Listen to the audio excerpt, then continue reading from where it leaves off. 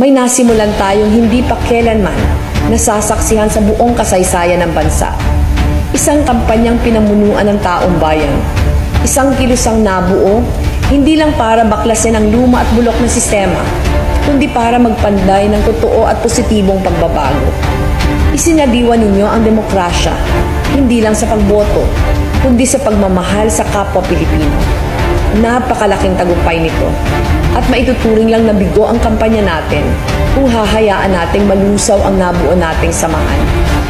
Kaya sinasabi ko sa inyo ngayon, walang nasayang, hindi tayo nabigo. Pinakamahalaga, hindi pa tayo tapos, nagsisimula pa lang tayo. May landas na nagbukas at hindi ito sasara kasabay ng mga presinto. May kilusang isinilang at hindi ito papanaw sa pagtatapos ng bilangan.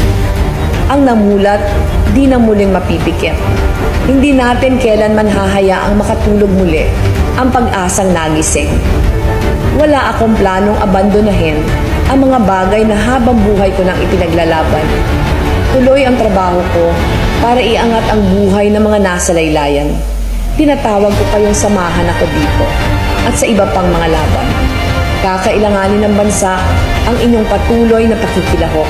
Hindi lang ukol sa anumang kahihinatnan ng bilangan at halalang ito, kundi sa pagsusulong ng katarungan, ng karapatan, ng dignidad ng Pilipino sa mga susunod na panahon. Tandaan natin, nangyayari ang halalan kada 3 taon. Sa pagitan nito, asahan na ninyo na marami tayong kakailanganing ipaglaban. Kaya huwag kayong bibitaw. Panatilihing aktibo ang mga komunidad.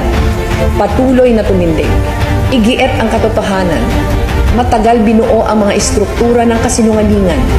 May panahon at pagkakataon tayo ngayong labanan at baklasin ito.